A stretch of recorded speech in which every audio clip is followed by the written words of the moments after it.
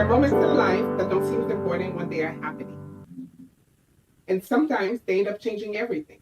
Whether it's a teacher calling you by name, a moment of belief, a guidance counselor pulling you for a conversation, a classroom that feels different.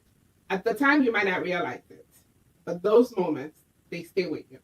And sometimes they shape the direction of your entire life.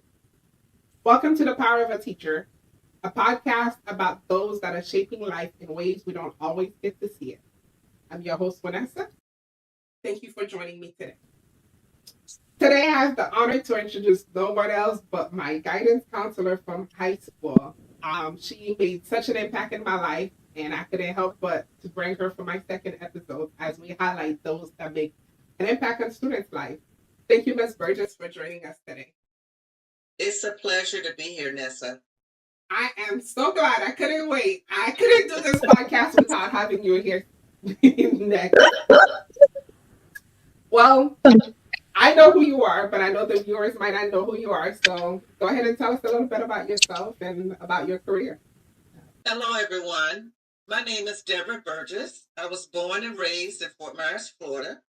I am a single parent who was inspired by my mother, who was divorced when I think I was in fifth grade when she divorced my father. So she raised 4 children on her own. She helped me to pursue my aspirations. I am a mother of twins. One is deceased, and I have 2 grandchildren. I've worked in the Lee County School District for 36 years as a paraprofessional, a teacher, and later a school counselor. Outside of my profession, I really enjoy being with my family, vacationing. I love sports and my involvement with Delta Sigma Theta sorority. All right, 36 years. Thank you for those 36 years. That's been a journey. What got you into counseling? Well, after teaching at the elementary level for 13 years, I became inspired to further my education. I chose counseling when I learned that underprivileged students were not receiving adequate advice toward their formal learning or post-secondary education. So advancing my career empowered me to assist students to overcome challenges and pave the way for their well-being and success. It's always powerful to hear what drew you into this profession and being a beneficiary of the gift, right? After you joined this profession, that's amazing. Have you think about those you've impacted over the years? I have, and often I see students in the community, whether I'm at the mall, at a restaurant, at an event. I'm always coming in contact with students from my during the years where I was a counselor at the Fort Myers High School. Was that the only school you served at for counseling? No, I left Fort Myers High School and went to Success Academy, and I was there until I retired. And hearing that, it makes me wonder about the impact of those moments, right? When you are seeing those students and you're having conversations with them at the mall in different places. When you have those conversations, do you realize how life changing they can be? Basically, no. Uh, Realistically, I never knew that I was really impacting anyone to that degree. Like I said, I came to work, did my job, loved my job, and loved my students. And I believe that's why um, so many kids deserve what they receive as far as from a counselor, because a counselor is there to offer advice, encouragement, and fulfillment so that they can be successful. And thinking about that, like you said, some of those moments for you, you might not remember them, but they are some of the moments that stays with us the longest, or the one that feels small at that time, but when you start Yes. reflecting over your life, you begin to realize how impactful those moments were. So you may not remember this, but my senior year, you pulled me to the side to have a conversation with me. And it was probably in that moment, it seems just like a 15 minutes conversation, but it was a 15 minutes conversation that changed my whole life. When we met in your office, you're like, today you're going to tell me why you're not applying for your college. And I thought it was a joke, I was just like, if I don't answer, she'll eventually bypass it. But you stayed until I answered. It's like that, how teachers be like, oh, I'm good at pick time, at wait time. You waited until I answered. And I think after I gave you my answer, it wasn't that you were the solution to the problem, but you didn't let it stop me from pursuing, my purpose. You thought about it. It seems like just 15 minutes of conversation, and you're like, all right, have a good weekend. And then when we came on Monday, to me, it was just like, okay, I just told her. It was that, right? I just told her why I didn't apply for college, why I wasn't applying for all the scholarships I qualified for. But that was it. I thought that was the end of that moment. But came Monday, you're like, hey, I spoke with this person, with that person. I find out this is what they did. I think you should go to this place and see if those people can help you. So do you remember any of this? I do not. It's sad to say, but I do not. I do remember you coming into my office all the time because I have an open door policy, and sitting down, having good conversations with you and Monette, Monique, and some of the other young girls. But that's as far as I can. I remember you're like, I know two students that had similar scenarios. And you're like, I asked Onard, I asked them, and then you gave me that information. So I took that information and tried to figure out, how to resolve the issues that was stopping me. When I came back to you, I was like, yeah, they said I was too old, and I was almost 18, and they wasn't able to help me. But you didn't let that stop you. And it's funny because now when I start reflecting, I realize how impactful that moment was. Because then you came back weeks later and he said, hey, Vanessa, I was thinking about you. And I landed on this Rotary scholarship. And you don't need that to qualify for the scholarship. I think you should go for it. And that's how I actually was able to go to college for the first 2 years. Like, it paid for my tuition, it paid for my books. And think about it, just a moment that you may not remember, but it opened the door for me to be where I'm at today. And for those moments, wonderful. I say thank you. Wonderful. Wonderful.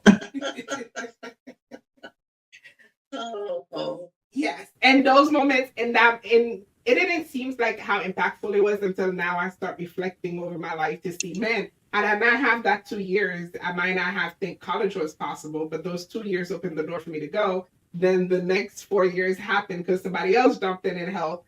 And then, Yes. then I became a teacher, and now I'm in a position where I'm able to impact so many lives. And I think of like how powerful teachers are because they truly get a chance to shift destiny, right? Because that little minute you took talking to me shift the trajectory of my life. So what would you tell the guidance counselors that are at school today, with everything going on that feel overwhelmed and thinking about the impact you had on my life? What would you tell them to encourage them to continue to have those conversations? Up and coming counselors now, today, is different than when I started my career. But I would advise and encourage them to have passion for the students, all students, build relationships, be visible in their life, be visible on campus, you must be seen in different parts of the campus, in the counseling's office, the classroom, at games, so they can see how you intermingle with other people, and not just themselves. Embrace the idea of not being able to fix everything, because you can't fix everything because you're human. But have a safe place for them to come and be consistent as an adult was my goal. Definitely. And thank you for your consistency, right? When we think about the classroom today, I know guidance counselors, they have, lunch duties. They have a lot of duties.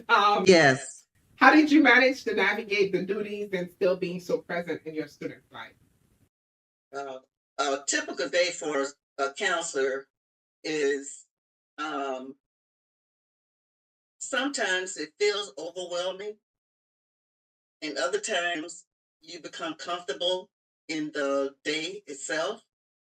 But it usually starts by your your routines that you have in the mornings, like checking your schedules, checking emails, um, welcoming students on campus.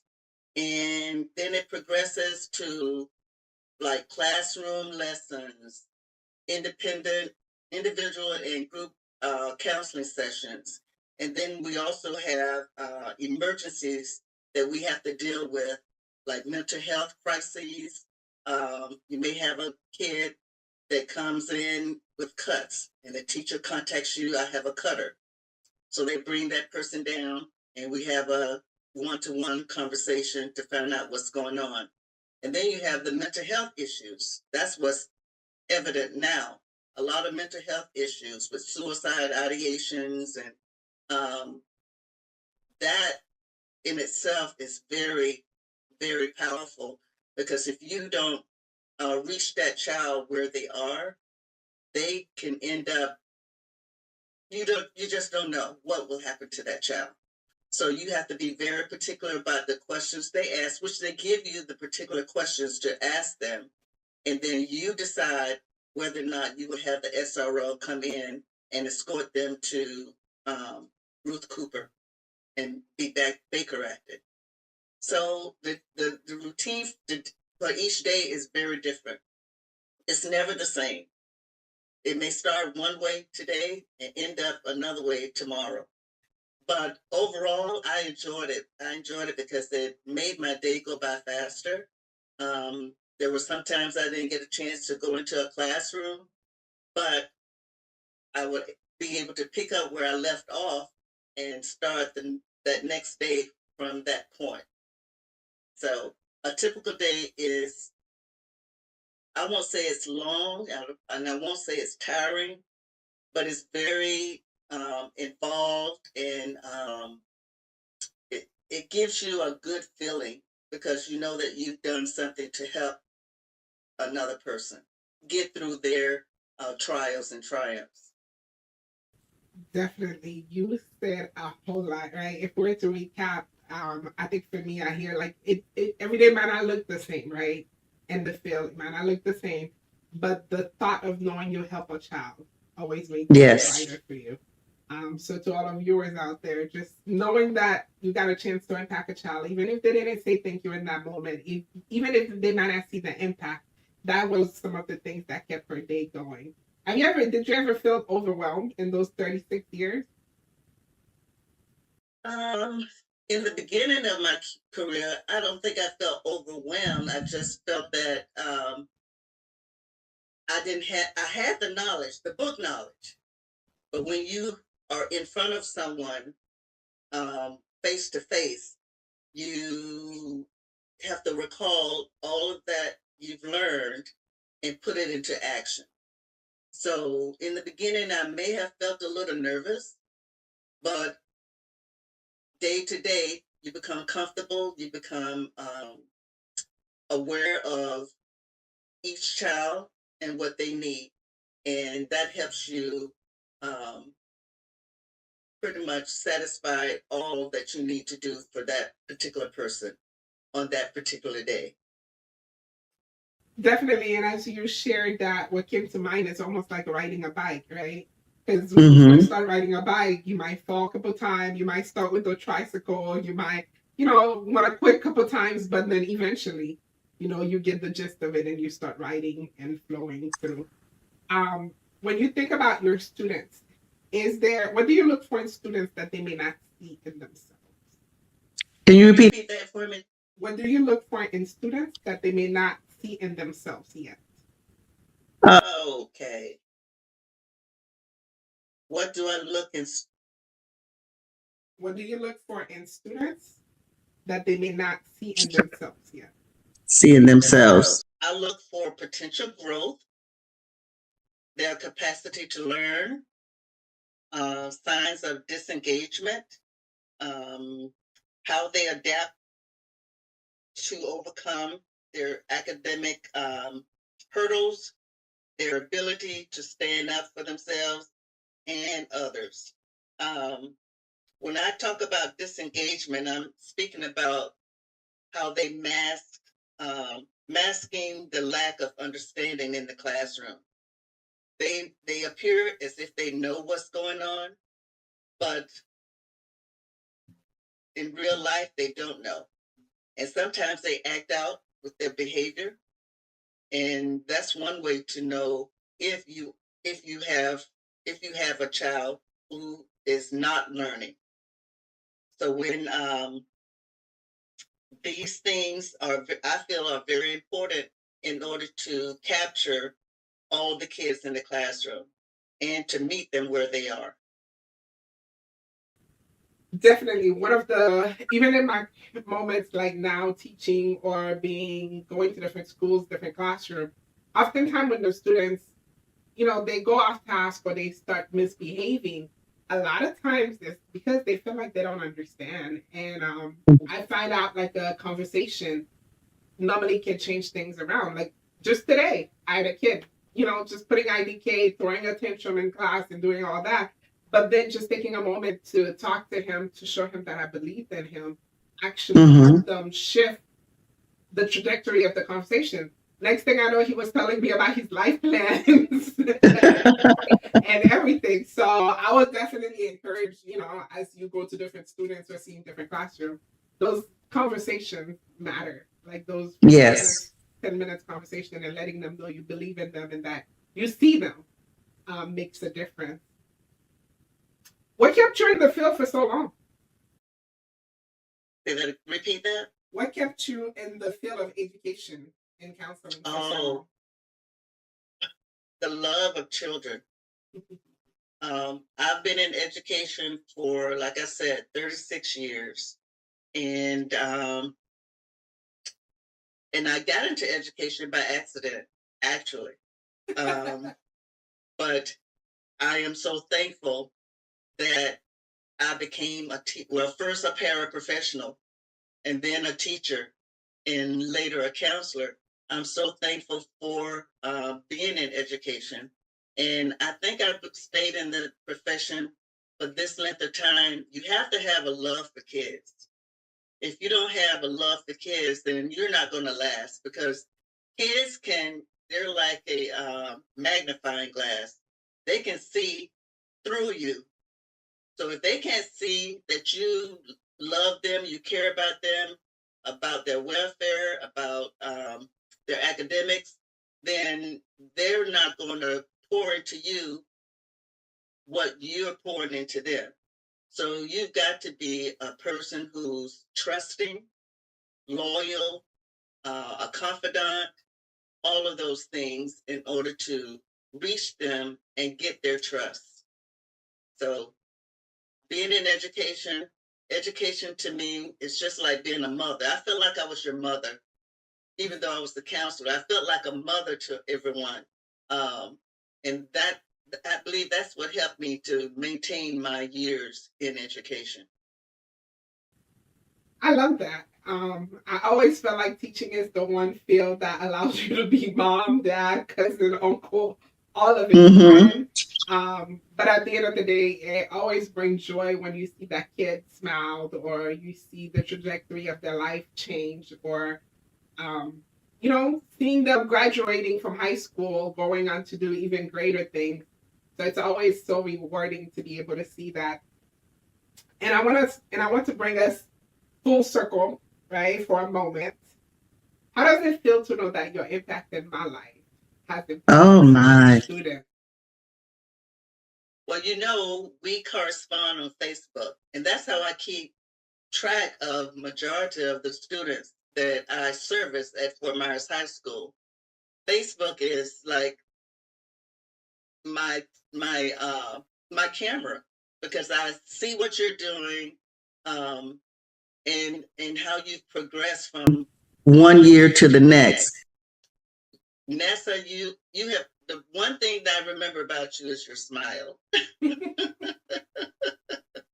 I always remembered your smile, and you were very courteous, very respectful, and that has and today now you're the same. You're the same as I mean, you've changed, of course. You're an adult. You've mastered many levels of education, and I'm proud of you. I am so proud of you. It makes me feel good to see how some our students, especially our Black, African American, Haitian, Jamaican, whatever, these students come along and do very well in their professions. Thank you, thank you so much. Thank you for that. And I couldn't have done that, right, had you not stepped in. And this is the reason for this podcast. I want to be able to highlight so many stories like yours that have impacted so many lives. Um, Thinking about any students that's currently watching this, what would you tell them? What would be your word of encouragement to them? Oh, words of encouragement. I think of I love poems and I love quotes. Martin Luther King has said that intelligence plus character, that is the goal of education, right? Uh, Students fall between a, a pendulum. Some may have it, some may not. But just because they don't have it doesn't mean that they cannot acquire a career. It doesn't mean that they can't go forward and be successful. Those students may need a little more push than others. So that quote is meaningful to me because he was such a dynamic person and he was fair to all people. And that's being fair to everyone is so important because there are kids, you never know what type of position they're going or what type of position they have. They come into the school. You don't know. If, their home life. If their home life is not up to par, it shows when they come into the school by the clothes that they wear. If they have not had a full meal, you can tell. And those are the kids you need to wrap your arms around and give them that extra nudge. You know what I mean? So another little quote of mine I like is that you don't need anybody's approval. You don't need anybody's opinion. All you need to do is focus on doing the best you can do. So once they have that in their mind, that they can do anything, it doesn't matter what background you came from. I came from the projects. My mother was a single parent. She had 4 children she was taking care of by herself. So we had to maintain ourselves in school, and she made us maintain ourselves in school. So it's important. The parents are important in that child's life. The teachers are important. Administrators are important. Even the cafeteria workers. Everybody in that building is important to that child because what you may not see that day, someone else will, and then they will refer that child to you. So encouragement. That's all I can say. Encouragement is needed in the child, to be positive and to be encouraging. Definitely. So I heard a lot, right? Even for me. I think one of the things that you said that resonated with me is that you don't need no one's approval, right? You just need to do the best thing for you. And I think that's very important for a lot of students to hear because some of them want to pursue, like today, the kid told me he want to pursue welding. So some others want to pursue becoming a barber. So no matter which path you choose, as long as it's a path that aligns with what you want to do, go for it. And it doesn't matter who's watching because at the end of the day, once you cross that path and you start making it, sometimes that's when you start seeing some voices. And there'll be voices sometimes supporting you that you don't hear. So no matter which path you choose, just believe that you can accomplish your dream. I think that stays with me because I do want to pursue even more degrees. We'll see how that one goes. But thank you so much for taking the time to talk with me today. And I think the other piece you talked about was it's kind of like when they say take a whole village to raise a kid, right? The guidance counselor, the administration team, every single person on that campus play a major role on those students' life. Because sometimes the lunch lady might notice something that a teacher may have missed, and it take all of us to really, really shift life and make those changes. So thank Yes. you again. Is there anything you will want to leave with the viewers before we wrap this episode? I just would like to say again, thank you, thank you, thank you. This is amazing. I am so proud of you. Please don't be a stranger. Stay in my life. Send me a little text. Give me a call. And good luck on your new journey. And I know that you will do well.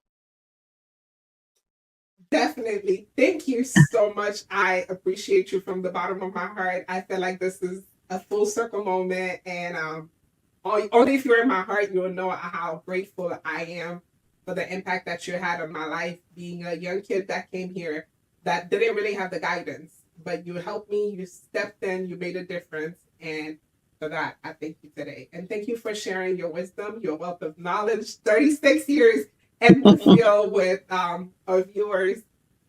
Thank you again. And for everyone watching, this is the time where I get to read a letter to a teacher in the world out there that made an impact. So we're going to shift gear and we're going to wrap up with a letter. This letter is very special.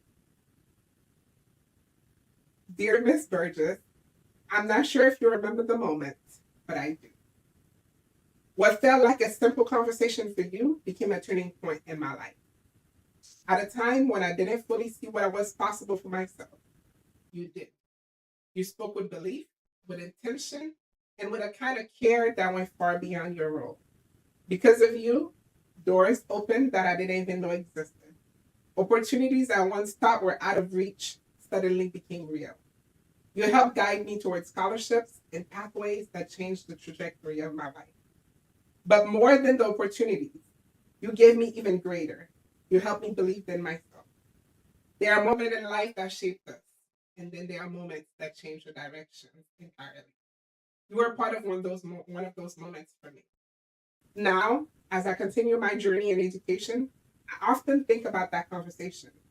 When I work with students, when I encourage them to dream bigger, when I help them see possibilities beyond what they can currently imagine, I'm reminded of you. Your impact didn't stop with me. It lives on in the way I show up for others. This podcast, The Power of a Teacher, exists because of people like you. Those who speak life into their students, who open doors, and who change life in ways that may never be fully measured. Thank you for seeing me. Thank you for guiding me. Thank you for changing what was possible for me. With gratitude, thank you.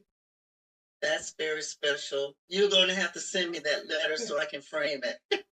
Definitely. Once you send me the email, your address, I will send you the copy of this letter. Thank you so much for impacting my life. And to our viewers out there, I know there are teachers that have impacted your life in the same ways that she's impacted mine. And you didn't get a chance to say thank you. So be sure to go to our social media and send us those letters because we want to highlight all those teachers out there that are making an impact. Well, this wraps up another episode of The Power of a Teacher. And to all the teachers out there, remember there's power in you. Use it to shift destiny. You don't have to be the answer. You just got to use the power within you to connect students, to see them, and to change them. Thank you again. Thank you.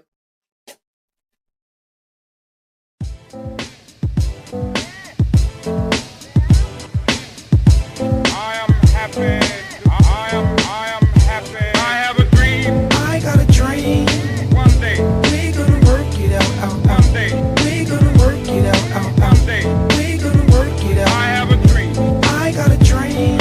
One day. We gonna work it out. One day. We gonna work it out. One day. We gonna work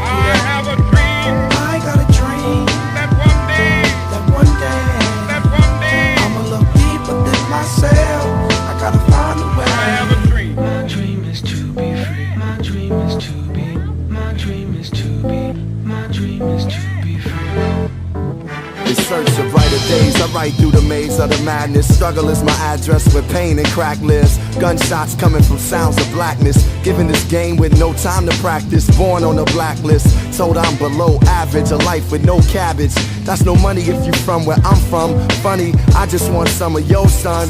Dark clouds seem to follow me. Alcohol that my pop swallowed bottle me.